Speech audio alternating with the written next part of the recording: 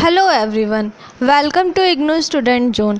आज के इस वीडियो में मैं आपको ग्लोबलाइजेशन के बारे में बताने वाली हूँ। तो वीडियो को बिना स्किप किए पूरे एंड तक देखिए ताकि आपको ग्लोबलाइजेशन के बारे में पूरी जानकारी मिल सके।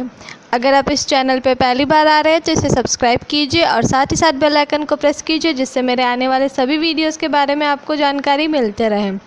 तो चलिए वीडियो स्टार्ट करते हैं। ये है IBO 1 के यूनिट 5 ग्लोबलाइजेशन एंड ओवरव्यू का 5.2 व्हाट इज़ ग्लोबलाइजेशन। तो चलिए इसके बारे में डिटेल में जानते हैं।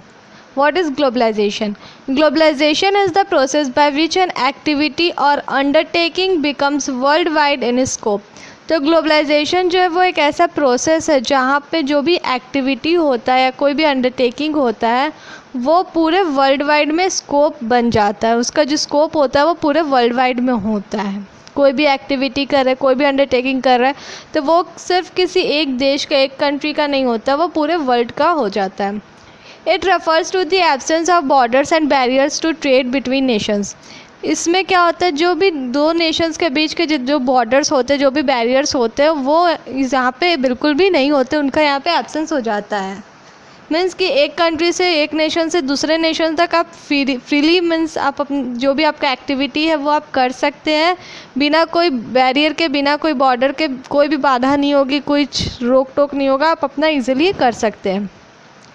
Globalisation is defined as increased permeability of traditional boundaries of almost every kind, including physical borders such as time and space, nation states and economies, industries and organizations, and less tangible borders such as cultural norms। तो globalisation को इस तरह से भी define किया जा सकता है कि वो जो परमेबिलिटी होता है कोई भी ट्रेडिशनल बाउंड्रीज़ का, उसमें इंक्रीज़ जो होता है हर तरह का, मीन्स जो भी काम होता है उसमें हर तरह का इंक्रीज़ होता है। सपोज़ कीजिए कि आप नेशनलिटी में, अपने नेशन में कुछ सामान बना करके बेच रहे हैं और वही सामान आप नेशन के साथ साथ, अपने नेशन के साथ साथ दूसरे कंट्रीज़ में भी बेचेंगे तो जाहिर सी बात है कि आपका जो इनकम है, फाइनेंस है, वो बढ़ेगा, फाइनेंशियल कंडीशन आपका इसमें इम्प्रूव होते जाएगा। तो वही है कि इसमें आपका हर तरह से इंक्रीज़ होता है, चाहे वो मतलब टाइम हो, मतलब बहुत तरह से आपका इंक्रीज़ होता है। आपका टाइम भी बढ़ता है, इसमें स्पेस बढ़ता है, आप कंट्री की जगह दो कंट्री में, तीन कंट्री में बेच रहे हैं। साथ ही साथ nation states, economies, industrial organisation और साथ ही साथ लेस टेंजिबल बॉर्डर्स में भी, जैसे कल्चरल नॉर्म्स, ये सब हो गया। तो इसमें हर तरह से इंक्रीज़ होता है। As a consequence of increased global operation, the global economy is becoming more integrated than ever before। तो जो कॉन्सिक्वेंस हुआ है ग्लोबल ऑपरेशन जब से बढ़ा है, तो जो ग्लोबल इकोनॉमी होता है वो बहुत ही ज़्यादा इंटीग्रेटेड हो गया है। जितना पहले तो उससे बहुत ज़्यादा हो गया। पहले इतना ज़्यादा इंपोर्ट एक्सपोर्ट नहीं होता था, पर आज बहुत ज़्यादा इंपोर्ट एक्सपोर्ट होने लगा है। This gradual integration leads to the emergence of global village. तो इससे कि जो ग्रेजुअल इंटीग्रेशन हुआ है, ग्रेजुअली जो ये इंक्रीज़ हुआ है, उससे क्या होता है, जो ग्लोबल विलेज है उसका एमर्जेंस हुआ है। UNCTAD defines globalisation at the micro level as follows. तो जो UNCTAD है वो ग्लोबलाइजेशन को एक मैक्रो लेवल में डिफ़ाइन किए। देखते हैं वो क्या डेफिनेशन है। The concept of globalisation refers to both an increasing flow of goods and services and resources across national borders and to the emergence of complementary set of organizational structure to manage expanding networks of international economic activity and transaction। तो जो concept होता है globalisation का वो दो तरह से होता है, मतलब दोनों चीज़ होता है। जो गुड्स एंड सर्विसेज का फ्लो होता है उसका इंक्रीज़ होने लगता है, और साथ ही साथ जो रिसोर्सेज होता है नेशनल बॉर्डर्स का, और जो इमर्जेंस होता है complementary set of organisational structure का, जो मैनेज करता है ताकि अपना जो एक्टिविटी है, जो नेटवर्क है, उसको एक्सपेंड किया जा सके इंटरनेशनली। जो भी उसका एक्टिविटी है, जो भी ट्रांजैक्शन, इकोनॉमिक ट्रांजैक्शंस है, वो अपना उसको एक्सपेंड कर सके, उसको मैनेज उस हिसाब से करता है। Strictly speaking, a global economy is one where firm and financial institutions operate transnationally. तो एक तरह से बोला जा सकता है कि जो ग्लोबल इकोनॉमी होता है वो ऐसा होता है जहाँ पे कोई भी फर्म या जो फाइनेंशियल इंस्टीट्यूशंस होता है वो ट्रांसनेशनली ऑपरेट करता है। That is beyond the confines of national boundaries, यानी कि जो उसका नेशनल बाउंड्रीज़ है उसके बियॉन्ड वो काम करता है।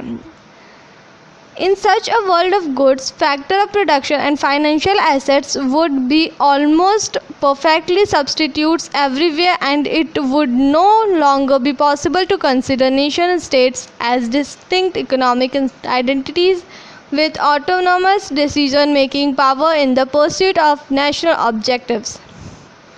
तो जो गुड्स का जो पूरे वर्ल्ड में जो गुड्स होता है, जो फैक्टर ऑफ प्रोडक्शन या फाइनेंशियल एसेट्स जो भी है, वो क्या होता है, वो परफेक्टली सब्स्टिट्यूट होता है पूरी जगह पे। मीन्स जो आप एक जगह पे जो गुड्स भेज रहे हैं, आप वही सेम गुड्स दूसरी जगह पे भी भेज रहे हैं।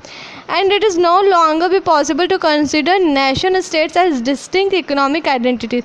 तो ये अब ऐसा नहीं कहा जाता कि कोई भी एक नेशन का कि वो पूरा मतलब कि वो उसी का है, उसको एक डिस्टिंक्ट इकोनॉमिक आइडेंटिटी की तरह नहीं लिया जाता है। उसका जो ऑटोनमस डिसीजन मेकिंग पावर होता है वो परस्यूट होता है नेशनल के ऑब्जेक्टिव से।